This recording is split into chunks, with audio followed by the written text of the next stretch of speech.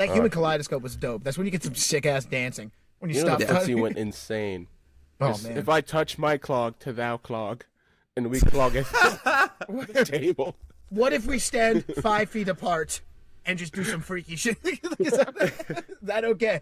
We'll put it in a just like a windmill for you. That's what the apple. They used the apple carver. They're carving freaky ass sex toys out of it. Nice hat. Hey, a hat. Hats off! Get the hats! Get the hats! Hats.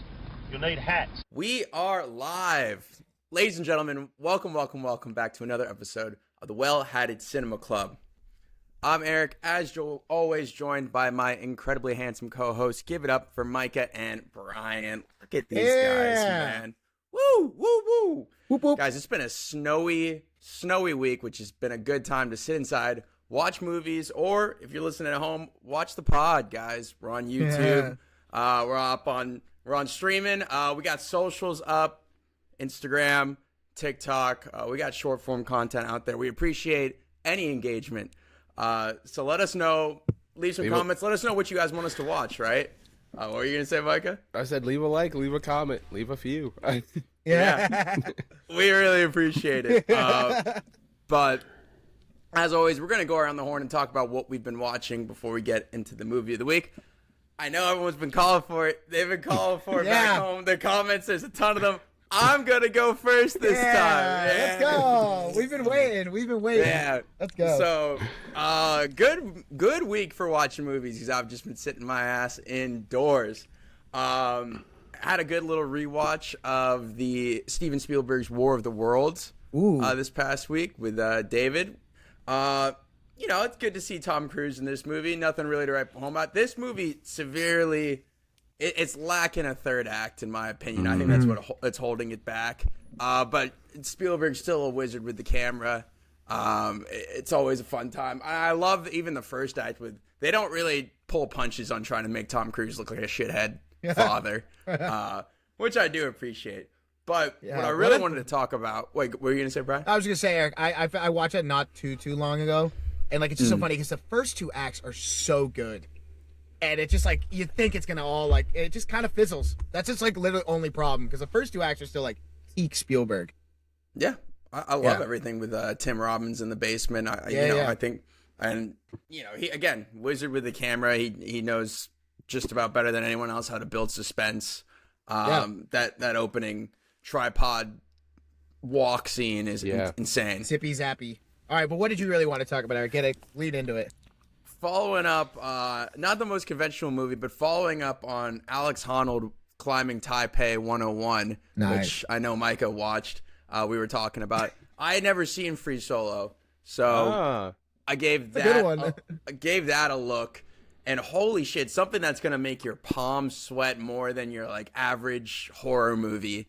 Yeah, this guy is a legit Spider-Man. It's one of those documentaries, I don't know if you guys seen it, one of those documentaries where they're filming the documentary crew, and which we were making fun of that because it's just like, oh, it's a documentary of a documentary, but I think it works so well because it puts you like with the audience watching him climb this mountain, El Cap, that is tall, like almost two times taller than what Taipei 101 was. I heard that the other day, that how much taller it was, and I was like, Jesus Christ. Yeah.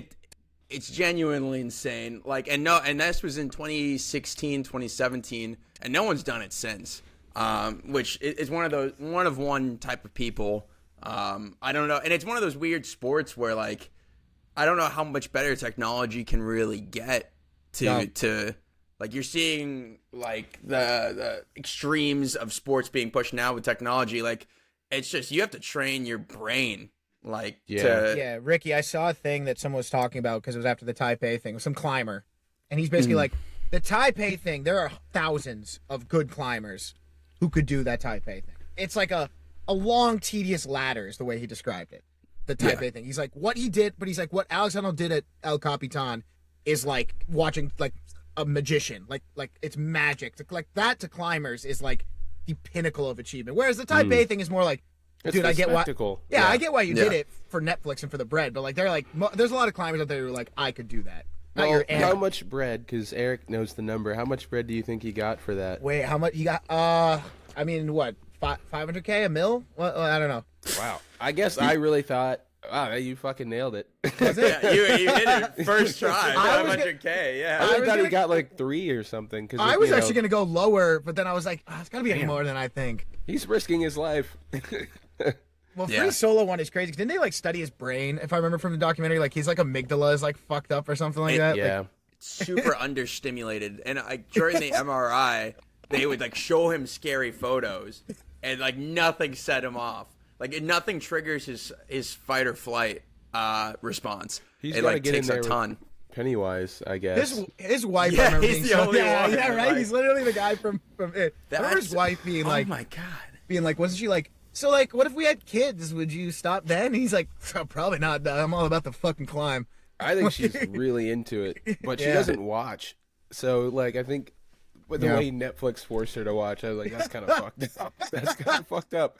Yeah. They kept being like, oh, wow, he's up there, like, distracting her, and she's just like, yeah, he's, oh, God. Like, Yeah, the dog like focuses a surprising amount on his relationship with her and relationship in general with people, like dating life, and how it literally starts. The doc starts where he's like, "I'm always gonna choose climbing over a girl," like, and I'm just like, and then they cut to his now wife, which is insane. But cheeks before cheeks, you know? that's one way to put it. It made me never want to actually try rock climbing. Like indoors, sure, but never, not even on the mountain. We'll Not hit for up me. the REI tomorrow, Eric. I'm down, dude. I'm so down. But Brian, I'll kick it over to you, brother. What are you Sure. been watching? Well, stuff I got to keep on the DL. But let's see. Some of the big ones I watched. I did a couple Bond movies. I did finish them. All 25. I'm going to get into that a little more next week. I'm just touch on what I watched. First thing I watched was For Your Eyes Only. It was about the second to last one. It was Roger Moore's last Bond. Loved it. He's just, again, got this whimsy to him that I just find hilarious. He's a funny Bond. There's a ski fight sequence that is fucking ludicrous. One of the guys chasing him is Tywin Lannister, which is so funny to me. He's like a young, well, I mean, it's an act. He young, doesn't have yeah. zero lines. It's just like a dude with a gun and on skis chasing him, and it's Tywin Lannister. So funny. He has a moment where I don't know if she was underage or not, woman figures here throws herself at him, and he says no. And he's like, "You're too young. I don't like that." And I'm like, "This is the difference between you and fucking Sean Connery's pervy ass, because he wouldn't even bat it an eye." What's the timeline on that? Is this like a response to Sean Connery? He was like, I don't know, because put that scene in where I deny a woman. To be fair, this is like Roger Moore's like second or third to last one. So this is 1981. Moore started in 70, like 172. So he's been doing this for a while. I think it maybe was kind of like being like, let's do a little PR on Bond. He's a good guy. And the other one I watched was the last one, No Time to Die. Holy fuck, bro! Maybe it was just me. This was so much better than I remember it. I put it as like I was debating. I was like, do I like this one better than Skyfall? No, Wow. no, not quite, not wild. quite. But it is actually like really, really good, and I recommend everyone. Its problem is that it's way too long. It's like almost 3 hours. It's too long. But Linus Sangram, who is going to do the next Dune movie, is the cinematographer for this, and some of the shots, like, just eat that shit up, bro. It's so good. All the action sequences I think are super well done.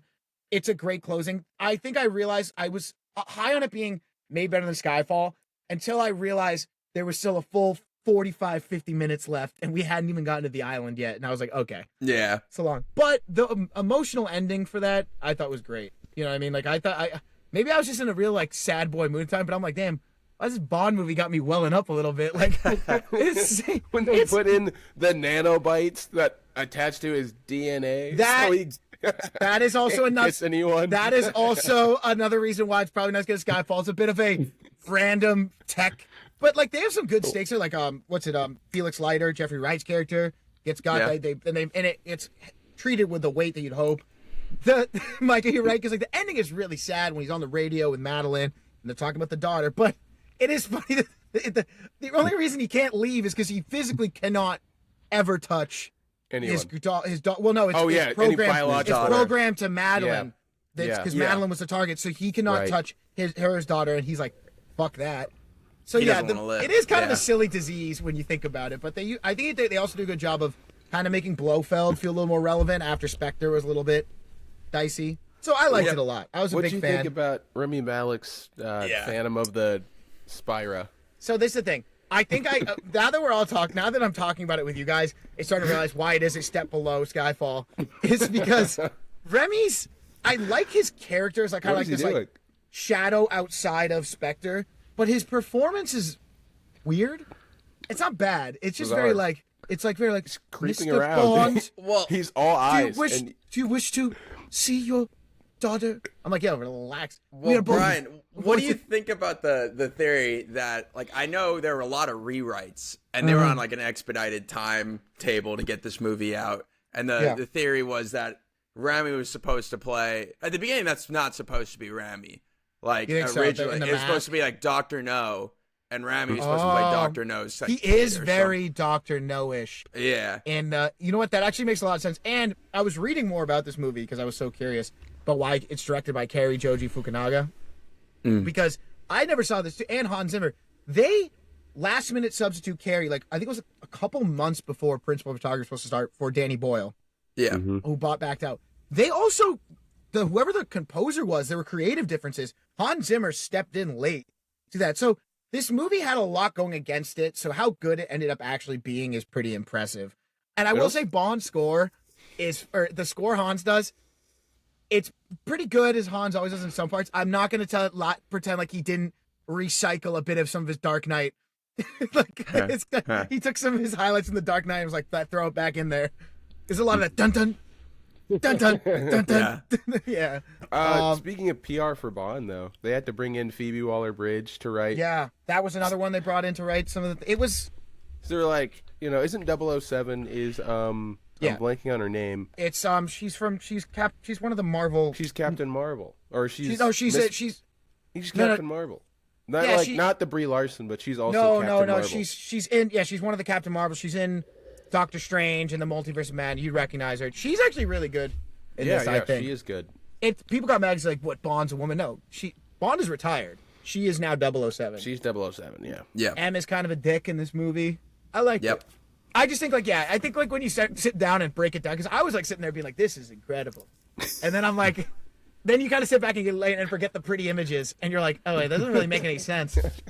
Why was it coded to his DNA? Yeah. Anyway, I thought it was great. That's all right. I watched. What you like. What else did I watch? Carly and I watched. Never seen Yours, Mine, and Ours. That old Cheaper by the Dozen-esque movie. Not worth talking about. It wasn't that good. I rewatched. So here's the ones I really want to talk about. So I watched Sky High. We rewatched. Damn. What a movie! Incredible. No notes. They just don't make them like that anymore. Love that movie. When was the last time you watched Disney Channel? Dude, I don't know, man. It still holds up, bro. And it's zombies funny. and cheerleaders. Come on now. Nah, it's funnier. Friend of the pod. The cameos in that movie I think are fun. I don't know, man. I just liked it a lot. I guess the last thing I really want to talk about is after the AFC Championship, I watched The Warriors because I never seen it. I wonder why. What Mr. inspired Clanky you to watch that? You know what? Funny, Eric. It was because of that. But the thing is, he's quoting the bad guys, and they fucking die right after. Like they lose. Like it's one of the bad guys in those movies. And but the movie is crazy how much it inspired so many others. It is. I would highly recommend you watch The Warriors if you haven't seen it yet, because it is just this gang. They got to get across the thing, and I think we should make gang violence fun again, and everyone should have to wear costumes like these guys do. All right. I wanted to know where you're going with the tagline. Make gang violence fun again. They're all like zany, but this one's we're the Yankee doodads, and they all got Yankees uniforms on. And then the next one is they're called the Orphans, and they all have T-shirts that say Orphans on them. I don't know. Who is that band? The shirts. They all got super mega canceled. What am I thinking of? What are you? What are you thinking of? They had the T-shirts with their specific slurs on them. Oh God! This speaking of bringing back 2016, you know what I'm talking about? They're spinning on my nuts. Hello, wait, you know that song? You got to pull this up, Micah. I have no idea what you're talking about, but I'll pass it over to you, Micah, because I've been talking. Anyway, I've been talking for a little bit. I'll find that later. Yeah, here you go. It's all you, It'll come to me. But speaking of making gang violence fun, I watched One of Them Days because I was watching the I Love Boosters trailer. And I saw That looks Keke great. Palmer. Yeah, it does look great. That does look great. I follow Boots Riley on Twitter, and he's just been tweeting about it like every day for 2 years. So I'm glad it's finally coming out. I mean, how long ago was Sorry to Bother You? That was a while ago. Maybe even longer. Like we might Sorry be to Bother You approaching feels like 2018. It feels yeah, like it might be like a long time ago, 7 yeah. years Wow. ago. But we're gonna hold strong. We're not gonna do it. But I enjoyed it. It's like a very classic kind of. Have you seen it, Brian? You said you watched it. What? Sorry to, or one of these days. Yeah. My roommates were watching one time, but I was like on my way out the door, so I saw the scene with the wiener. You know what I'm talking very about? like very like kind of classic, like one day kind of comedy where everything goes wrong. You know. Yeah. I didn't enjoy it. It was just like fine, very solid. And then I also watched Hard Boiled. They put that back in theaters. One of That's my cool. favorites. That's cool. So that Is was that John awesome. Woo? That is John Woo. Nice. Just like aura farming, you know, it's got like this kind of synthy jazz score going on. The main character has like a code name, Tequila. Like, yeah, sure. Like, so they're like Tequila, and it's like, and he's like smoking a cigarette, and he's like, "What's going on?" And it's so funny. The climax of a movie, they just blow the fuck out of this hospital. Honestly, I could watch that 100 times in a row. It's so good. Young Tony Leung, just aura farming the whole movie. It's great. And then, speaking of spies, one of our premier American spies, I tapped into that. I watched The Bourne Identity. Great movie. With Matt Damon. Yeah. Great movie. Solid movie. I was thinking about this as I was watching it, that like The Bourne, there's 5 Bournes, so I don't even know what to call it. Yeah. There are 5. Hep trilogy? I don't know. But The OG trilogy is like The Bourne third. trilogy is just great, but man. they kind of followed the same escalation that the Mission Impossibles did, where the first one, it's almost an entirely different movie from the subsequent ones. This one's like very similar to like the first Mission Impossible, where it's like guy trying to get his own country off his back. Right, he's there's not even an after anything, right? He's just trying to like figure out who he is. This could be a standalone movie. Like, I thought they did that really well, because like that's probably one of the most annoying things in movies. I think it's like I don't know who I am, but at least he's never like whiny about it. He's just like, you can see him, really good performance by Matt Damon, kind of grapple with, I have all these instincts, but I don't know why. And it's always funny when he just like sees a gun, just like flips out and starts beating people up. Then he's like, oh fuck. Oh yeah, right in the park. He beat the fuck out of some dudes. Yeah. Also, a very young Walton Goggins has one line. Yeah. As a CIA analyst, When I saw it, did was watch this movie like a year ago, and I was like, like Walton just Goggins? pointing. Yeah. What are you doing here? Cecil? Yeah. So that's what I watched pretty much, and aside from our movie of the week. Nice. All right. What do we just want to hop into our movie of the We week? should just hop right in, man. I've came with some notes, man. Let's go. I'm ready. Hey. Start slapping your chest, James. Oh, I'm thinking of Brockhampton. Those are the guys that came out with the slurs in their shirts. We're over here They're slapping our chest. they're gone, dude, aren't they? I They don't even got know what. mega canceled, like, to a man. It's real bad. Oh, y'all getting into the Ann Lee of it Yeah, all. I'm trying to move and shake and quake, baby. Yeah. Let's go. All right, Let's well, let's go. get... The Testament of Ann Lee. Wow. This is my movie of the week. It is, oh God, how do you even describe this movie? A historical musical biopic about Ann Lee, the founder of the Shaker religion, and it chronicles her journey from discovery of this, I guess, her love for this religion and the Shaker religion, her travel to America, and then her founding of the Shaker community in America during the American Revolution, and religious persecution that she faces along the way. Stars Amanda Seyfried. Nice. Lewis Pullman is in this. Who else? Thomas and McKenzie. Thomas and McKenzie. Yep. And I had the name of the director. It's Mona Fastball. Yeah, that's Brady Corbett's wife. Okay, and she co-wrote it with Brady Corbet, which makes sense. But I got to watch this last night. Was that last night? Yeah, it was last night. I know you two. You also were shaking this week, Brian. Mikey, you watched it last week. I was shaking. Yeah. What are your guys' thoughts? I'll kick it to you guys first. Breaking the streak of going first there? Yeah, okay, I'll go. It was one and done. I thought this was interesting. I do like this kind of flip-flop. It did feel maybe in like form like The Brutalist a little bit. This is a musical, so it's like there's not as much talking or anything. Right. But I did like how it was choreographed. That was cool. I liked Amanda Seyfried's performance, and I liked how you kind of have like an unreliable narrator that you meet right in the beginning, and then as she's describing some of these events, you kind of see what's happening, and you can kind of come to your own conclusion, Yeah. Like she has some like traumas maybe, and then she's like, and then she had a religious revelation that sex was bad, and I was like, I wonder if it's because of something else, and then like as soon as that guy's like, actually women can preach, she's like, oh, I have ideas, like I actually really get down with this if you'll let me talk, so I thought that was cool and interesting. And then the whole persecution, thought it was beautiful though. I thought so too, Micah. It's like funny you said about the unreliable. I think obviously there's actually no way for it to be somehow like some shaker propaganda because there's only 3 left in America. I checked. It's crazy. And it's That's more like a wiggle. No, but I meant like Micah, you got to make the point where it's like they're just kind of showing like how this went down, and like with the unreliable narrator, it shows like you kind of see where they drew these things. And what's so funny is that like I'm watching it and I'm like listening to what they're saying. And I'm like, you know what? Actually, in terms of a lot of religious movements, especially from that era, they were saying a lot of good things.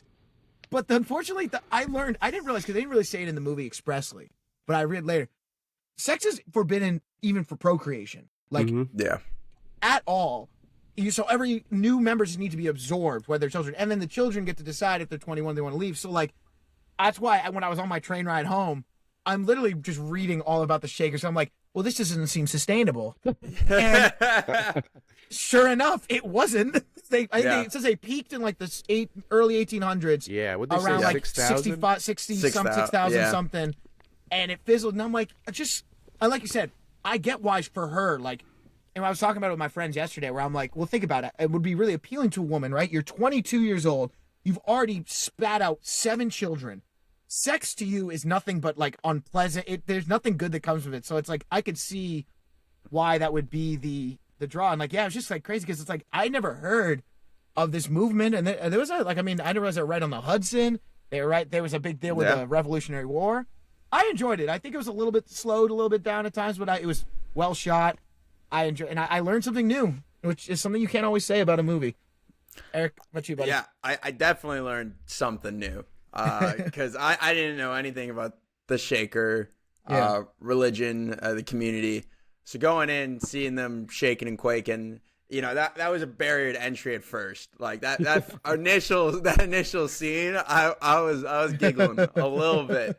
I'm gonna be honest. But I became that those scenes, those choreographed scenes, those big ones, especially it was kind of like the wedding scene in the house in England in the first act. Was like my favorite scene. Those are incredibly impressive. You can see some of like maybe Brady's rubbing up a Mona. I don't know, like rubbing off. Like you can see just a lot. Like they know what they're doing with the camera. It was very well choreographed, and they had a couple scenes like that throughout the movie. I enjoyed the boat trip over to America. I love the boat.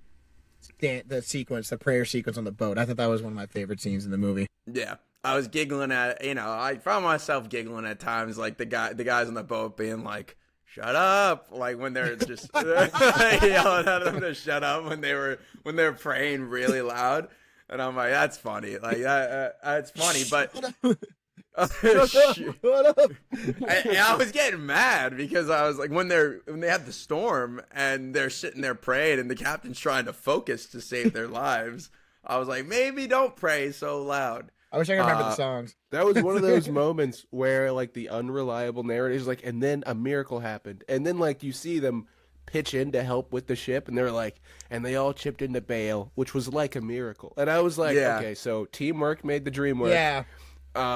No, exactly. Right. So like they worked hard and survived the storm, but before she had said an angel had said they were gonna make it. Listen, I mean, call your shot. You either miss or you die. You either make it or you die. Right? Yeah. I would say it was a positive. It's a positive call shot, right? Because like if they lose, then they all die. So fuck it. Yeah. Amanda Seyfried as Ann Lee, I liked her. You know, the whole time I was kind of watching this movie, trying to be like, all right.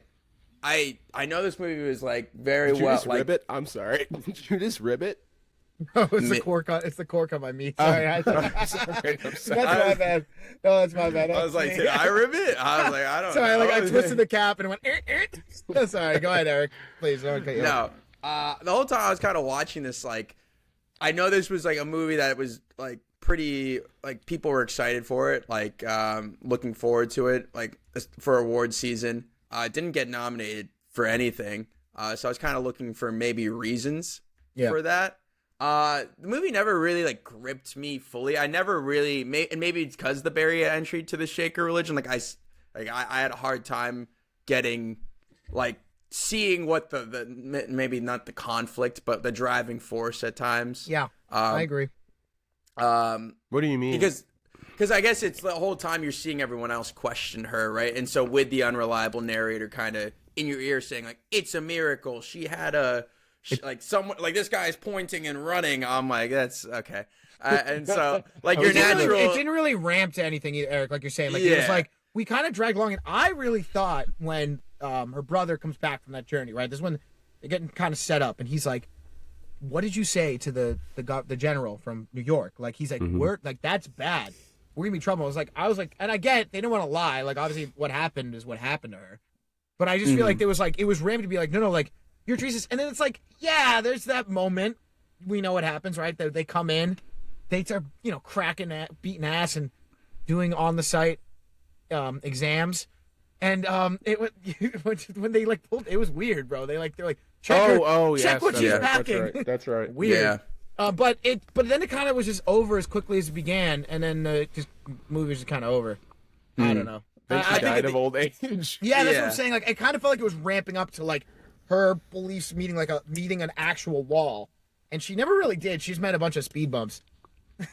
Yeah, I don't know. I think it's an important yeah, in a way, and your whole time, to your point, ramping up the whole movie, your natural inclination because of the unreliable narrator.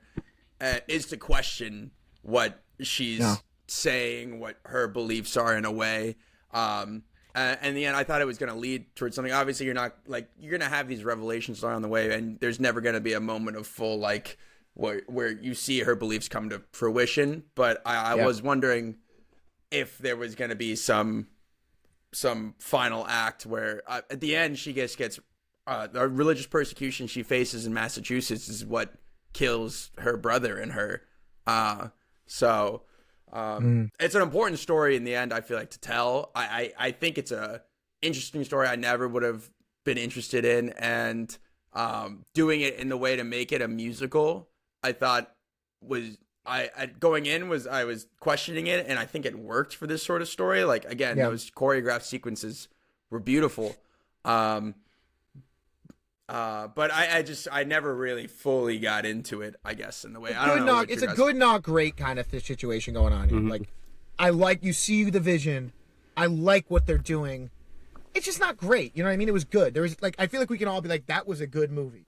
You'd recommend someone if they said they wanted to watch it that it was good, but like, I think, Eric, it just never really crossed that great barrier, except for like a couple scenes I thought were really good, but like it just, right? It doesn't have the weight that like a movie like that you'd think would be like all the buzz come award season. I don't know. Michael, what you think? Well, there's a little bit of maybe drama surrounding that because this was released by Annapurna, I think, and some other companies. And so, I mean, we all saw it because it went wide, like, post Oscar nominations being announced.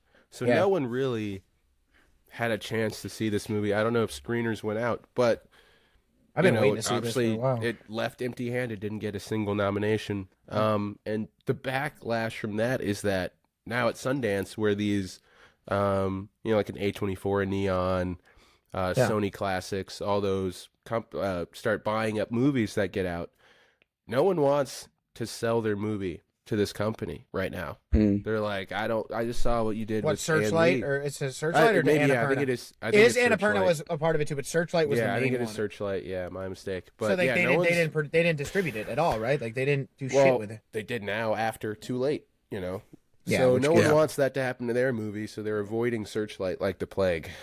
So I don't. Can you blame them? No, you can't. It's tough. But for $10 million, I mean, it's not like the world ended. No, it was only $10 million, that movie. It looked great. Well, I guess they film in Hungary a lot, and they just don't pay that well. They don't pay anybody that well. Oh man, kind of union dodging. Yeah. Well, I love I'm just a sucker for any type of folk traditional song. So I thought it was kind of cool, like that they made it a musical, but they used old like tradition. They reworked Shaker like hymns and stuff. Because this would have been a really silly movie if it was like, Ann Lee, what are you doing? Like that's I don't want to have sex. That was the craziest scene in the fucking movie. Not my favorite. My favorite one was the scene in the boat. I thought that the cross-cutting dances were great. Mine was like the human kaleidoscope at the end. That was awesome too. My craziest scene in the movie by far was like, I want to have sex, and she's like, I'd please you, but I can't do that. He's like, then I'm gonna fuck this hooker right here. Yeah. You're my wife now. And he's just like, I paid you. You're my wife. He's literally being like, just touch me, and I will send her on her way. He's like, you waited 7 years? Not that that's required for marriage, but if one day it's a tough bid to be like, if your wife wakes up and she's like, I'm the second coming of Christ, no more sex, and you're like, what? And he's on board for a while too. He was on board. He traveled to America with her. I think she, like she said, they were preaching a lot of good things, and obviously what happened with her and a lot of women in the time, I completely understand that, like the mentality, but like I think they kind of show just like how it's. Oh, it stemmed from her childhood. You see her. Yeah. Her parents have sex because they all live in the same house. But I think obviously now we can see that like how they died out. It's not sustainable. Number two, they do kind of hint about like how it might be a little misguided in the sense of like people's natural like feelings and urges because of that one couple when they were in New York. The young couple, when they were like they go off and hook up, and then they're like everyone, even her most devout followers, kind of come up and be like, hey, like they're not doing it. They love each other. They want to be married. Like they're not trying to be like sinful. And she's like, sorry, no. Like that's get him out of here. Get him out of here. Yeah. Sex. Not around here, partner. Not in this house of worship. Not around here. Like when the dad walks in on his son, he's like, "Great heavens!" Like I'm just like, "Oh my god!" Also, like, I'm sorry, I understand you guys are like horny little devils. It would have came out eventually, but like, I have to go to the bathroom. 2 seconds later as well. And then they're gone for so long that people look for them. Like I'm like, yo. And then they're not even trying to be quiet. They had that that outhouse, which probably reeked. Right in Manhattan, bro. That had some crazy stuff going on. Oh man, I love it too. Like, maybe it was true they were good with the Native Americans. It's really funny that they're like, there's that brief scene where they're like, "This is who we paid you to protect them from," and then they're kind of like, "We were actually cool with the natives." I'm like, again, maybe that was an unreliable narrator. I don't know. Maybe something weren't cool. They seemed pretty pacifist. They were pretty cool. They were. Yeah. That was the thing, is like they were actually doing a lot of good things right there. It's just more like, I feel like everyone, I don't care who you are, the most devout Catholic or whatever, hears that like, was so like at all, like never. That seems a little extreme. Like I can't believe I didn't realize, like I said, till after that, even procreation. I thought maybe you got to get like a permit from the high priestess to be like from the high mother. Yeah, well, I don't know. Maybe like like I to have thought that a kid. was always a funny bit that she did multiple times where she's like talking to kids. She's like, "Well, this is your mom, but I'm your mom. I'm your mom, and I'm your mom's mom, actually." So I always like thought I'm my brother's mom, actually. It's like one for one, like the way people talk about like Jesus and stuff, like father, Daddy God, all that stuff. Daddy God. She definitely got more better about like when they got to America, they had more of a like, this is us. Like we want to spread the word. Come and see. I'm not gonna lie to you. You're approaching Manchester. I get why they got pissed because you really kicked the door down while they're in the middle of their service. Which if any religion did that, you'd be like, that was rude. Like, and only one religion does that. Ain't that the truth, brother? Yeah, right. Yeah, right. It's like, what? You think someone watched that? Like, somebody could. What kind of person just bust? Is this like supposed to be? Is this play about us? Surely you wouldn't launch a crusade about this or anything. or three crusades. Who's to say? Yeah. Listen, I love God so much, and it doesn't matter how many men, women, or children have to suffer. I'm getting this word out. And also, I need a private jet. I did love. I can see though why it's kind of funny that like the description of them, like why people in England thought they were weird, and like I can imagine too if I was like a Protestant church, Church of England, guy living in the New York area, and I'm going to the woods, and I just see people,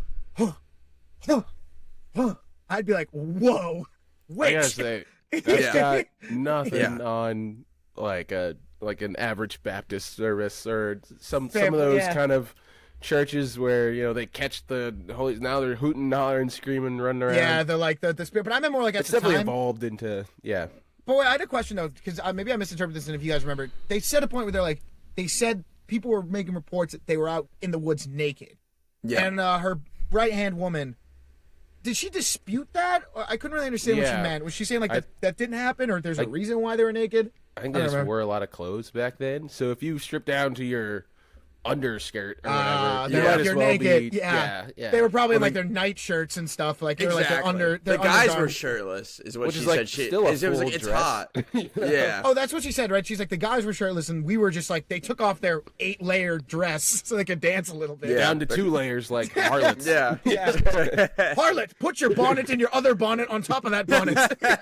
Where's your corset and your over corset? They were putting a bonnet on. Then another bonnet, and then a third bonnet on top of that bonnet. Putting on like 3 dresses, a petticoat, and then an apron, and then a jacket. You're out showing your ankles to every Tom, another Tom here. Summertime, New York, on the swamp. That's crazy. On the swamp was crazy. Bro, it's hot. Like, people were saying, like, they're like, I got, like, that area, it's actually even DC and up. That whole area in the summer, can you imagine how hot when they got off that boat? They're like, on a hot day in August, and they're saying it's hot. Yeah. Oh. And they're like, and they're in 8 layers. Unless you're Napoleon, that probably added a good deterrent. You try to sneak away with your lady. No, neither of us have showered in quite a long time. But I enjoyed my time there. I was in the theater, so I had to go downtown, just right by Suffolk and Emerson, which is a very artsy school.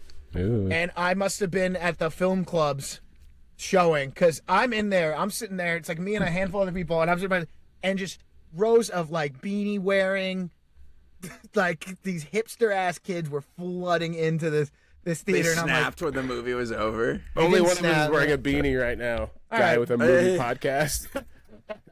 I was wearing a beanie yesterday. I should have gone up and I just meant more. No, I'm just saying they were definitely like college kids, which I actually like going out. It's nice that they're all having fun going out there, but it's just funny because they all seem to know each other, and there was like probably like 12 to 20 of them. They were all sitting in the front, like dapping up when a cool scene happens. Yeah, so bro. Yo, they're not. They don't have it again, like. Bro. But Elon, shout out Elon. But they weren't film bros. They were definitely like Emerson artsy students. They probably were film majors. So they were like performative. Quite derivative, actually. Derivative. I would also have gone with this. Does my popcorn have? Do you have any matcha seasoning for my popcorn? Yes. Oh yes, I had some popcorn today. It was great. At the movie, Right. I shan't say. Yeah, but what? Any final thoughts? Any last testaments? Of Annalie. No. I wonder if she would allow that loophole. I wonder. Anyway. No touching. No, apparently you weren't allowed to hold hands. Loophole. I read on the thing. Apparently, like it was even about like men and women should not have contact farther than like a soft handshake. It was a middle school dance. They didn't even share beds. Literally like hugging. Yeah. Although that human kaleidoscope was dope. That's when you get some sick ass dancing. When you stop. Footsie went insane. Oh man! If I touch my clog to thou clog, and we clog it the table. What if we stand 5 feet apart and just do some freaky shit. Is that okay? I will put it in just like a windmill for you. That's what they're using the apple carver. They're carving freaky ass sex toys out of it. Oh, Sister Claire, you spend hours riding your horse. I do indeed. You don't believe what Brother Eric did to the butter churner. It's disgusting. Again. Now we're not gonna have butter for a week. All of our corn cobs are missing. Everybody line up. Where are the cobs at? Dude, pull her up. Was her brother? Do you think Annalee's brother was actually gay? Last thought, then we can move on. Like, oh, that was like strange. Where they're just like, and here's yeah.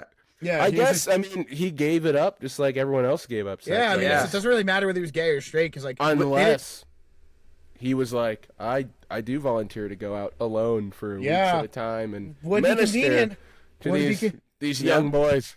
I will say he was strict. They were strict, but they did not discriminate whether it was gay, straight, black, white. They didn't care. They were like, no, we're all gonna sit here and not touch each other. I don't give a fuck. I will say, not touching each other, like, you become really good at woodworking. Like, they were insane. They built those houses. Yeah, they were insane. The baskets they were turning out, I bet they had some sick-ass pies, too, because I think they're making apple pie. Like, yeah. Oh, yeah. Dude, you know Brady Corbet is involved because of how many scenes were involved about making chairs and after the Brutalist and shit like that. The Hungarians, dude. Shout out the Hungarian production team. Did anyone else laugh when she's, like, decrepit, like, oh, did brother come back? And they're like, she died at the age of 48. Fucking Fetty Wap told her that her brother died last. She's sitting in the chair like decrepit, like she can't remember who her brother's been for years. They're like, and passed away at 48. Woo, moon's coming. Like I saw his ghost. I thought she was. I know they died earlier then, but I just thought they were gonna hit me with at least like a 60. And then she's like, where's what was his name? John, I forget his name. William. Where's William? I showed you these. Like William died last winter. Oh, my mind betrays me. She died at 48. I'm like, what? Dude, when they start ragdolling her at the end, I was like, I thought she would be laid up nicely, but put her down softly. Like I forgot the very first scene is them dancing in the woods, and then Ann Lee's right hand woman pops up, and she's like Fetty Wap at that time, like with the eye. And at the end, when I forgot about the eye, when she pops up in the garden, I'm like, fuck again. Jesus, somebody knit her an eye patch, bro. Jesus, nobody wants to look at that. She did get her shit rocked though. When they came in, like I felt bad. That was a rough scene. Like they really, I thought because they showed the image at the beginning of a drawing of someone burnt at the stake or on a cross. Yeah, and I thought when they first did that, because I didn't know anything about Ann Lee's history, and they kept talking about witch trials. So I'm like, holy fuck, is this going to end with her getting burnt at the stake? That would have been insane. I did have to look up because I was curious last night when the Salem witch trials were in comparison to this movie. Was it way earlier? It was like 90 years earlier. But I'm like, I saw her like lying on the map going up toward, like Indiana Jones style, going up towards Massachusetts. I was like, don't go there. Yeah. Don't go there. Bad idea. They're not stay on the Hudson. Joan of Arc type figure. It is. Yeah. She like seemed completely capable, definitely schizophrenic, but like completely capable. I do love how like more like they all like if you had a dream or a vision.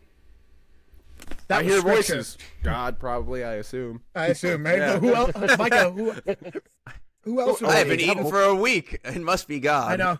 I'm here with my matches. I'm like, do you hear from the devil or the Lord? And I'm definitely saying the Lord. I also, don't burn me. Also, I do, Stu, like you said, I feel like also, like, people go like, oh, well, they were just praying. It happens to me. It's like, Doug, get out of the way. This is a small ship. We're trying to work. Or these heathens. God, even when she's in prison at the beginning and she doesn't eat for a week, and I didn't realize she was sharing that cell with other people. And she, like, she wakes up one day, and then she tries to get on her tiptoes, and like I interpreted that as she's like coming to like a revelation. She thought she was floating for a second. If I'm like the other person in the cell, this joint hasn't eaten in a week. She starts standing up and jumping a little bit, talking about God.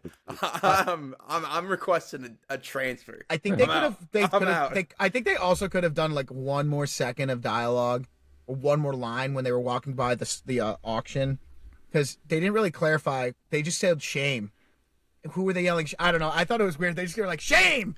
I'm like what if they like thought everyone like, damn, they really don't like you guys. Like that's crazy shit. They yelled shame at you. Like that, I just don't get it. Like they didn't say anything. She says to her followers after, like, everyone is a children of God, but they don't say that to the group of people they're yelling shame at. I don't know. I just thought it was weird. I thought they could have clarified.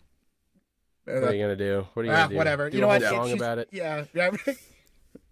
Yeah, have another song, dance a little. But I like the songs. Yeah, I did too. This is a movie that I liked it. I'm putting it in the rear view. I don't think I'm gonna give that one a rewatch I don't see a time when I watch this movie again, but I like that I watched it. Yeah, one of the many like kind of near Oscar misses. So it's just like, oh, this is like good, but it's not gonna be recognized. It's not gonna make a lot of money. Yeah. Like if somebody asked you and said like, "Hey, did you see this?" You'd be like, "Yeah, it was pretty good." Like I'd show this to my parents. Let my parents watch this. I'd let my parents. Yeah. Like no sex. Be like perfect. My parents. Yeah, perfect. There's a little bit of nudity, but like it's. Oh, that's right. There is. The baby scenes at the beginning. Yeah, that was tough. Yeah, for some reason, I don't know how much birth. Why has there been so much birth I've needed to watch you get to see. It's full birth. Television and movies in the last like 3 years have been obsessed with both zombie movies. But pregnant, well, they don't, they like 28 years later, the Game of Thrones, House of the Dragon, pregnancy, Last of Us, births. It's just births all over television. Desensitizing us to births. It'd be the most horrific thing ever. Yeah, no, I get it. It's just like, I'm like, damn, I gotta see this again. All right, well, whatever. No, my amygdala is stimulated. We all are bored. Yeah, I know. Damn it, someone's getting bored. Damn, fucking ugh. That miracle of life. I know. Someone should go help those ladies. But speaking of help, there you go. It's time to transition to our movie of the week. Good work. Someone help our first lady, Melania. I'm kidding. No, we're not. Oh God! I was like, no. No, I'm kidding. Send help. Let's watch Send Help. Woo! Sam Raimi. Woo! I'm excited. I am very excited to watch this movie. Yeah. All right. I can take. All right. Good choice. Good choice. On to some terrible news. Oh my God. Box office. Eric. Box office news. Please don't. Yeah. No. Yeah. He's crying for mercy. It's crying for mercy. Great segue. It's come to an end. Avatar's 5-week reign at the top of the domestic charts. It's come to an end. Hey, we all did our part. I know Micah did his part as of even this weekend he was fighting for it. I did We need Warrior Awa. Please. Yeah. Should I go back or is it done? Can I go back? But now Avatar is outcast. It has been toppled by Chris Pratt's Mercy. He should be outcast. Chris Pratt is outcast. Chris Pratt is. I have no interest in that movie. So I can imagine movies coming up this weekend, like Send Help, might take it off. What are you doing over here, huh? Are you fine? In front of me. Yeah. Sorry, I just don't want to look at Chris Pratt anymore. Valid. Speaking of Amanda Seyfried, Testament of Ann Lee might not be making a ton of money, but her other movie, The Housemaid, sure is. Just crossed 300 mil at the global box office, and this marks the highest grossing film of Sydney Sweeney's career, which I thought was interesting because I don't think she's really the selling point of this movie. I don't know how you guys feel about that, but I also think it begs the question about like her in general. Like I don't know if she's a selling point for movies after 2025. We'll see. This is so promising. Like you can't deny like this box office and her role in it. Like I think I haven't seen it, but I know right now I know that she's the one who's going to be leading the next one. Yeah, right. I think Amanda Seyfried, and maybe she was the draw because I feel like Amanda Seyfried's character and that guy from the Yellowstone, you know what I'm talking about, the handsome guy. Him and her, like I feel like they were more like kind of like the more veteran, even though I know the guy's hasn't been in Hollywood that wrong. I feel like Sydney Sweeney is like the forefront. Well, I don't know. Yeah, also it's like a movie marketed directly towards women. Yeah, and it's I mean, it's a very popular book. It's a very popular book. I think the book is what's drawing so many people. Listen, I've heard good things from people from like my cousin. My mom liked it. My cousin Mary, who I think she's a fan of the pod. Shut up, Mary. She knows ball, and she said she was a fan. So I guess, like, and honestly, like, I know taking reviews or like ratings at like a grain of salt, but like, I'd say for a movie that's like kind of in that like that like beach read, mom book kind of thing, it's getting pretty positive reception. So I would say it's probably. I mean, I would definitely. I don't think I really need to go out in theaters to see it, but I would not be opposed to watching it. It's still there. I thought about it today. Yeah, but I didn't want to leave my house. Yeah, I don't blame you. Yeah, it's like one of those ones where even with an A-list thing, you're like, walk across the street. You do live right across the street. I forgot. And I was like, they're back open. I didn't even know. You don't have to get in your car or a train to get to that shit. That's crazy. I love metroing the Tysons, but also I was distracted by Assassin's Creed Odyssey. That's so fire. You're ripping it. I played.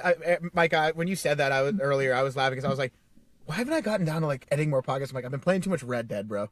It's been way too much Red Dead. Give me an open world. And, that time of year, everyone's playing. It's so cold. Some sort of it's video too cold, bro. Like you go to the gym, you come back or whatever you do, and it's like, well, what am I gonna go? Like walk around? I'm gonna go outside. Take a stroll? No, it's cold. I'm gonna go virtually take a stroll. I've been strolling. Oh yeah. Oh, he's been strolling. What did you say inspired you was the Odyssey trailer last week? Yeah, that was a lot of. There we saw a new one. Where did we go see? It was during the Broncos. It was during the NFC yeah. chip. I think it was during the NFC or the AFC chip. One of them they played. AFC. That was awesome. Whole apartment got quiet. Apartment full of people. Everyone. That was so quiet. cool, actually. I was actually very impressed with our friends for everyone shutting the fuck up. Everyone. I was at home. I was at home, with just Carly, but like all my friends weren't really texting about the game because it's like the Pats. But then like as soon as that one came out, everyone was like, "Damn, Odyssey trailer." Odyssey. Everyone goes like, "Yeah, that shit looks sick." Odyssey trailer. Then one nerd ass friend goes like, the Trojan horse wasn't even in the Odyssey." And I'm like, "Shut up, nerd." Shut up, nerd. I when it first came out, I was like, my thought was like, is that Travis Scott? And then I was like, no way. It's Travis. Dude, yeah, that was an interesting selling point for. I mean, you don't really need to sell this movie anymore. Like people are going to show up. Does he outact Tom Holland? Oh my! He does in the trailer. Crazy. Hi, Mom. I'm a hater. I'm sorry. Oh man, that's funny. I don't know, man. It was funny though, because like it didn't register for me that it was Travis Scott initially. I was like, cause for me, I immediately didn't care. It was like some people like it was like why is there a black guy in the Odyssey? And I was like, I didn't care about that. But then someone was like, that's Travis Scott, and I was like, my God, that is Travis Scott. I did not expect that at all. It's so cool. Good stuff though. All right, what's next on our docket here? Our movie of the week opened early, right? Yeah. What are we targeting for the? Oh, it's targeting. Okay. Yeah. I think strong word of mouth maybe carries it. So maybe a smaller opening weekend and then legs. They're pushing a lot of like marketing. The actors are doing a lot more media. Raimi, McAdams, and O'Brien do a lot more. And word of mouth for this movie's been really strong because for someone like me, I actually, when I first saw the trailer, I was like, ugh, Raimi, that doesn't look very good. And then by word of mouth, I know, but maybe you did. I'm saying by word of mouth, people have been talking about like people I know, like who are like people I like on TikTok who review movies. People have been talking about like, no, like this is a blast to watch in theaters. You should go see it.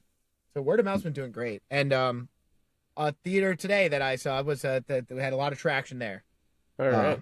Yeah. I wouldn't be surprised if, to your point, Micah, it had a weekend similar to 15 mil. And then next weekend, there isn't a ton coming out until Valentine's Day weekend when you have Wuthering Heights. And then also that Crime 101 movie. Crime 101. You've got, I think, the Charlie XCX movie's coming out. I feel like a Super Bowl weekend leading up to is not a bad time for movies, too. Because, like, right, there's like kind of that weird, like, people go away. Because you probably have a Super Bowl party Sunday, maybe Saturday night. People don't want to go out. They'll go see a movie. I think it's a sneaky good weekend. Yeah, Sundays are back for families now. You get like this little bye week, Pro Bowl weekend. Yeah, you know who the fuck's watching that? I don't know. People take work off on the Monday following the Super Bowl. Exactly. It's cold. What do? You go see a movie. It's gonna snow again. Fuck me, son of a bitch! Is it? Yeah, I really hope it doesn't. But it's like snowbanks everywhere. Let's keep it going. Let's get into some like casting announcement. I'm gonna kick this over to Micah. I didn't write this. I know, but I figure you would want to talk about. I figure you'd want to talk about this. No, I person. Oh, you don't want to talk about? Sorry. All right. You don't like the Phoenician scheme. Would you like me? I know that's Well, not I your do movie. like the Phoenician scheme. All right. Mia Thralpton. I just want to have to say her last name. Is also joining Damien Chazelle's prison film. We've talked about it. Every time someone's new announced, we talk about it. So we got one more. Nice. Mia Thralpton. Well, that was her first movie, The Nun. right? Yeah, she's a Discovery. The Phoenician So scheme. this should be interesting. It'll be interesting to see how she talks in a normal cadence. Nice. So, Yeah. Cool. Any thoughts, Eric? No, I think that's again. I'm really excited for this movie, and everyone that they keep announcing for it, I keep getting more and more excited. I've been waiting to see what she did next. So that's a W. But then I'm gonna kick it over to Brian because this is his movie. Oh man, I think it's in the laundry. I was about to whip out the shirt, the Mike Flanagan shirt. So Mike Flanagan's Exorcist movie. They've added another member to the cast. They got Diane Lane coming in to join Scarlett Johansson and Jacoby Jupe. This is exciting. I mean, Diane Lane's great. Mike Flanagan has been on a roll. Like he's still in a roll. I think Life of Chuck was more of a stumble, but he has his Carrie series coming out. They tore this away and then let him back on, saying he can have full creative freedom. That's how badly they wanted to make this movie. So this is going to be a real passion project from him. And yeah, I mean, any bit of news is exciting. What comes out about it. So I think that casting for this movie is also really interesting because Yeah. he really casts a lot of the same people throughout a ton of his projects we've seen, right? And so this is a deviation from that. I think you need to. I think you real do need star to bring in power. some Diane star. Lane. Well, I think when you have a movie, right, that Universal paid $400 million, I believe, for the rights to The Exorcist, like you got to get a little bit of some big boot power, and then he can fill out the supporting cast with his pals. You know what I mean? Yeah. But you do need like a Title One for this because like that's how you get people into the seats. He puts his especially- wife in his projects, right? I think that was apparently that was low key why they had a falling out at first, because I think he wanted to cast her and they were like no, and then I think they must have come to a compromise where they're like, we'll let you do whatever you want, but you gotta put a She couple can big stand in names the up. corner, no lines. Well, I think they even let him get to do more than that, but I think they were like, we need like you to cast like a Johansson type like out front. But I think it's gonna be good. I mean, he hasn't, even his worst things are usually pretty good. You know what I Have mean? you So- watched Life of Chuck yet? I did. Oh. I liked it. Okay, I liked okay, it. okay. Some people didn't. It was weird. It was out there for sure. But this is a horror movie. Like this is Exorcist. All right. Yeah, this will be a return to form for him. Yeah, I and, think so. I think it'll be good. I this have is a no big doubt. one. This is a big one for him, obviously, because we have a ton of projects that we all love, but like this is the biggest IP that he's been. This is the one they're Granted, expecting him to so- draw in like big box office draw, because I feel like all his other movies. I mean, you're giving ScarJo, like you gotta. yeah. Well, think you about it. I gotta mean, like pull he's this had. off. It's either been a streaming series or like movies with pretty independent release. You know what I mean? Like no one's expecting Life of Chuck to break the box office. This one, if it doesn't clear a certain budget, they're gonna get pissed. Life of Chuck did underperform. Yeah, I saw that. Yeah. What are you gonna do? All right, what do you got? What do you got next for us, Eric? Last one for the casting announcements. Mia Goth, Andrew Scott are in talks to star in Justine Treats, who is I think I said that right. Maybe Trier. not. Trier. Trier. Who was the director of Anatomy of a Fall, when did that come out? 2024? 23? That sounds right. Well, That I don't sounds remember like when it 23, maybe. It wasn't last. Oh, maybe it was last year. When the dog? Oh, that because the dog. Okay, that was Kimmel hosting. That was last year. Okay. Messi the dog. So, Justine Trier's, who was director of Anatomy of a Fall. Next film, Fonda, which is going to be a thriller that follows the shifting limits of one woman's sound mind as her grief and obsession take hold. Yeah, Mia Goth. That Not about sounds like, Jane Fonda. I was about to ask yeah. that question. I, was I like, only know one Fonda, but Yeah. Well, that's what I was saying. I was like, I didn't know, did James Fonda like mind go? I don't know. Yeah. she's still pumping out Netflix shows for the older audience. So There we go. So yes, She's now got her bag. Yeah. This sounds like it's right on Mia Goth's bag of just being a little weird and grief and obsession taking hold. obsessive. Yeah, I heard she wasn't auditioning for the lead, but Justine liked her so much, she gave her the lead. Very cool. Should be I gotta interesting. say, it sounds like Mia Goth picks her projects very, like she The Odyssey will be like the most mainstream thing she's probably done. Like the Frankenstein is in there, but like she's done so many weird movies. It feels like her choices in films. Little weirdo herself. Yeah, no, I'm all for it. Have you heard her speak her native language of Portuguese? Mia She Goth is sounds- I didn't even I know. never would have guessed that She's she was. Brazilian. I never She would have sounds guessed. insane. I thought Because she's like British by way of Brazil. where she So lives. it's like, Yeah. That's it's crazy. Oh, she's got this real mousy voice, doesn't she? It's like sounds like a Muppet. like a cartoon now. In It's a like, good way. Sounds like a they're Muppet. like, oh, hello, my name's Mia Goth. Imagine that in Portuguese. I can't even. Don't try. Don't There's try. like interviews. You can hear, and you're just like, what did she say? Next, speaking of Brady Corbet, and his wife, who just directed Testament of Anne Lee. I don't know if she's also co-writing this like she did for The Brutalist, but at least Brady Corbet's next movie, The Origin of the World, is going to begin shooting in a few months. But it's a 70s-inspired Western horror. Ooh. Pretty interesting, I guess. Western horror, I'm trying to think. The only thing I think of is Bone Tomahawk. Or That's a Sinners, good- I guess. Well, that's not really Western. That's No, Southern. I know, but I'm saying like Bone Tomahawk slept. I'm excited. That intrigues me because like I'm trying to think of the only Western horror I can think of is Bone Tomahawk. But in the 70s? What is it? Does it mean like 70s style Western horror movie, or is it set in the 70s? I don't and know. Is a Western horror? I don't Yeah. know. I don't know. I don't know. I guess we'll find out. They're I'm like, building a barn, I assume, or something. Yeah, and they're gonna burn it down. What are they gonna 100%. build? Yeah, and they're gonna burn it down. What kind of chairs are they gonna make in this one? Those little freaks. Rocking chairs, perhaps. I will say between the Brutalist and especially with the Testament of Anne Lee, both those are shot in ways sometimes that feel like horror movies. Yeah. I felt that Yeah. with Testament of Anne Lee at some points. But so I think this is. I'm glad to see him kind of enter this territory with a horror movie. I'll be curious to see if he uses VistaVision again, which he won cinematography for with The Brutalist. So, All right. Yeah. but And then getting into some juicy. I was gonna juicy say. I was just Oh, reading yeah. the next line. I'm like, what? This is, Josh and Benny Safdie of Good Time and Uncut Gems and some smaller early stuff. We know they split. They released 2 separate projects this year, The Smashing Machine and Marty Supreme. But Right. it has come out as a result of one of the producers on Good Time, his divorce, came out that they hired a minor. I think Josh and Benny at the time didn't know she was a minor when she was hired. Oh, But she said that by the time, they hired her, they were like, yeah, it's a movie with Robert Pattinson. She said she arrived to set. By the time she got to the actual location, she was naked, and her scene partner was fresh out of prison. And during the scene, he was like, can I stick it in for real? And started to Jesus. try.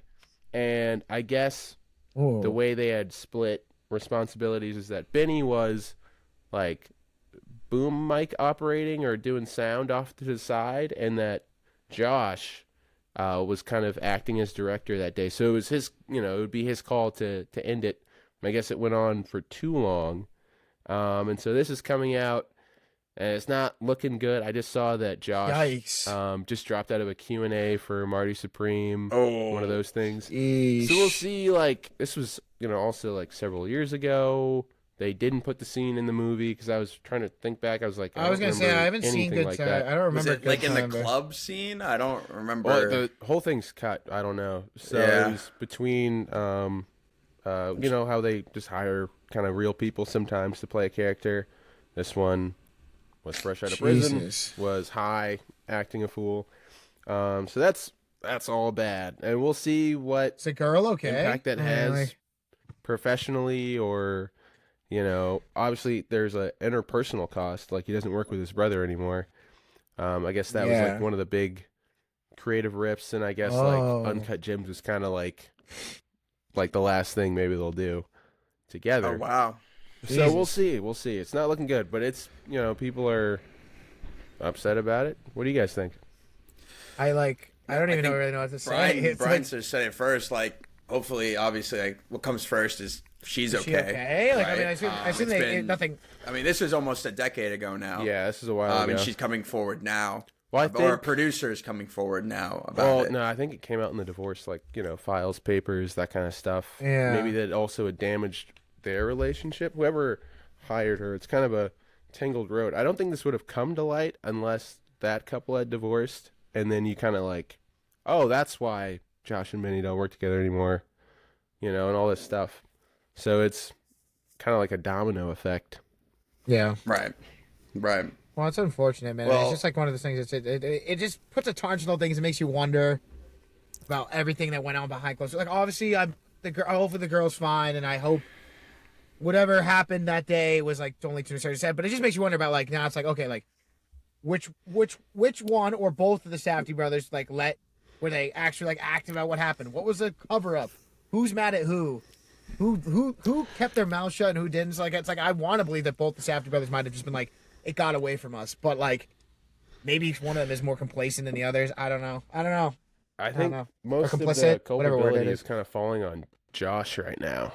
Yeah, which is he's coming on his Oscar. As it should, if we're being honest. You think? No, I was about to make a Benny Safdie, like being like, this is for the Smashing Machine, but that's not funny because it's sad what happened. This is not funny what happened. Yeah, I mean, Micah hit on it while you were out, but like, you can say it again, Micah. I feel like the timing of this. Oh, I'm saying last this is like year. the same time as last year when we got like the Brady Corbet AI usage and the no intimacy coordinator on Honora. Right. It's that time where just like, sometimes a surprise happens. You know, like what do they call it in elections? The November surprise or the It's the Ides of March. Surprise. It's the Ides of March. No, that's not it. That's different. That's something else entirely. It too. I heard a phrase and I was like, that's not right. You're saying something in March. I was like, the Ides of March ain't right. That's not right. No, I was saying like for elections, there's always like a surprise right before voting. What does that mean? It's not right. That's just the 15th of March. Oh, yeah. There's an Ides of every month. But that's when they killed Julius Caesar. No, I know. I thought there was like a movie about an election. There is a movie called The Ides of George Clooney's in it. But is he a politician? Jay Kelly. I didn't watch that. Oh, I didn't watch it either. I just know about the movie. Forget what I'm saying. I'm not making any sense. So I was like, the Ides of March. You're like, no, not what I'm talking about at all. I'm sorry. The rain in Spain falls gently on the plain. Yeah. Oh man. Do we have anything else we want to say on that point other than anything else? Still developing. I don't know. Just something that's out there. Something to take note of. And I mean, we'll see. What else are we taking note of? Perhaps nationally? Ooh. Yes. Today, the 2025 National Film Registry for Preservation class was revealed. I feel like I see this happen every year, and I don't really track it.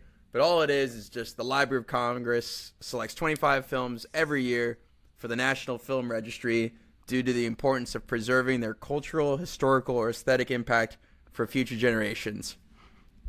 This 2025 class included the Grand Budapest Hotel, which was a first ballot nomination, meant that it was the first year it was eligible to be in the National Film Registry, and it was elected.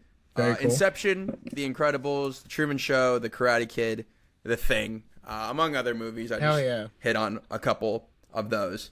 But I did see in the article I was reading that nominations are open for the class of 2026. So us as the public, we can go in and actually like list movies. Oh, any movie from 2015? 15? Yeah, from 2015 or in the past. Wait, The or Thing? in the John Carpenter's The Thing just got in. That feels late, doesn't it? I don't know. Yeah. Well, that's why when you said The Thing, I was like, is it the remake? I was going to ask, like, what movie... Like, I wanted to do a little fun exercise, ask what movies you would want to see put in there, but then I was like, you wouldn't know, like, if, like, you'd guess Jurassic Park's in there, but I was thinking, obviously, for 2015... I was curious, what probably film... requires you to go Google on your phone what movies came out in 2015. Okay. So... But... Well, I think Mad Max Fury Road. That's a good one. That was going to be my choice as well. What else? Like, I've got others. I think... I think we saw that Micah had talked about, or sent the text that they're putting The Revenant back in theaters. That movie is going to be... Paddington came out? Fuck yeah. Yeah. Inside Out. Actually, I do want to say The Revenant back in IMAX. I think that's one where it's a movie that, if you haven't seen it since release, I think I'm gonna have to go out and see it. Like, that's a movie that should be seen in IMAX again, because like it is a visual heavy movie. Like, I feel like a lot is lost in that movie when you just watch it on your TV. I'm looking at my list, by the way. Which you got The Big Short. I was thinking of The Big Short. So Spotlight was on there, right? Martian. Spotlight, good one. The Martian. The Martian's there. Good one. They would never do it because they're cowards, but Mission Impossible Rogue Nation deserves to be in there. Great picture. The Good Dinosaur, and I'll die on this. I never saw The Good Dinosaur. The Good Dinosaur. I've never seen it, but from day one, I was Star against Wars: The The Good Force Dinosaur. Awakens. No, I'm kidding. Don't put that in there. What about Room? What about Room? I'd do Room, maybe. Room? Yeah, Room. Yeah. Rum. Is that about pirates? Yeah, fuck you. Also, I just wanted to make this joke while you're here, Brian. I can't believe the Grand Budapest Hotel pulled off something that Bill Belichick couldn't. In first ballot. You son of a bitch. Egregious. You son of a bitch. You know that was egregious. He should have been in. No, that was a travesty. I know. He's won 8 Super Bowls. Yeah, that's That's crazy. horrible. Yeah, no, I knew you were just And joshing you my see, chain. they're all lying about it now on television. Are they lying all about the it? voters. Yeah, Pat McAfee's like, I talked to a bunch of the voters. Every single one of them said they voted for Bill. So people Someone's are lying. Well, people are lying. Because people are like, Yeah. we want to see the vote now, right? Like, they're like, we want to see who voted for what. And they're like, which would just ruin your credibility if you voted no. No. So, I saw that someone was like, there's like 10 guys that in their mind they're like, oh, I can't wait to be the only one who votes not for Bill, and then I get to write the article, when it's like 49-1 or whatever, why I didn't vote for Bill Belichick, and you can bring up all the dates you want. But then it was 10 of them who did it. And now it's like, okay, now they're all spooked. They're like, oh fuck, I didn't think. Whoever's a first ballot next year is getting in. Well, now somebody said they're like, now I think they actually can't vote any coach ever in first ballot unless they have more. Because think about what that precedent. No, players don't worry about that. But I don't think you can vote another coach in. It's horrible. Mike Tomlin will be up because I think he's retired. Well, that's what I'm saying. I'm not saying the other coach could be voting, but like, how can you justify voting any other coach in in the next 10 years into the Hall of Fame first ballot without doing? Yeah. Anyway, this isn't a sports podcast. I feel like everyone who is actually watches football ever is on the same page about this. Nobody's arguing against it. The man has 8 rings. Yeah. 8. 8 rings. Yeah. Put his fucking ass in the Hall of Fame. It is definitely absurd. Yeah. But the 2015 films is actually a couple good. I think, like you said, I feel like all the like Grand Budapest is one of my favorites. I can't Makes think sense. Magic Mike gets in. That's a slept-on movie, low-key. Cultural significance. Oh, so that's okay, but not heated rivalry. Get him. Yeah. There we go. It's actually a good movie. Star Wars: The Force Awakens is kind of funny. I always forget. Like, what a time that was. Jurassic World was just coming out.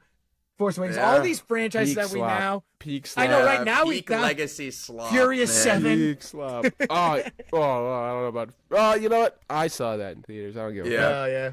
Dude, so when I was in theaters today, I saw the trailer for Sunrise on the Reaping, and I for a split second thought it was a new trailer. I got so excited. It was not. I'm excited. No, it was still great to see it on the. I haven't seen it in theaters yet. I'd only seen it on my phone or like on TV. I'd never seen the Mockingjay or not the Mockingjay, the Sunrise on the Reaping trailer, and it was pretty cool to see in theaters. Shit's gonna be awesome. The aspect ratio change. Turn me up. Turn me up. Yeah. Turn me up, Francis.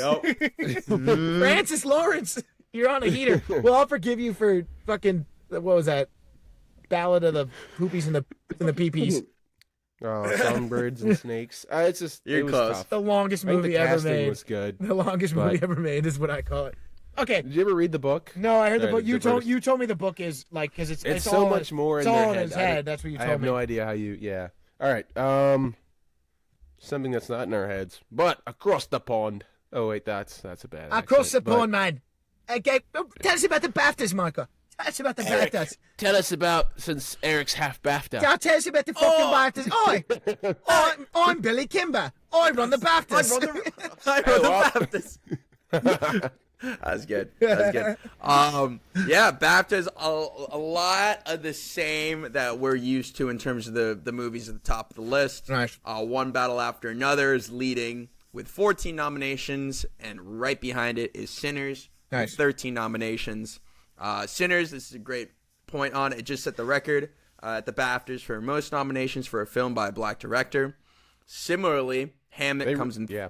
Go ahead. I was gonna say they really do not like black people at the BAFTAs, so that's a big deal. Is that true? That's a huge deal, dude. It's a whole thing. Damn. Okay. I know. I believe you. I just didn't know. I didn't really know anything about it.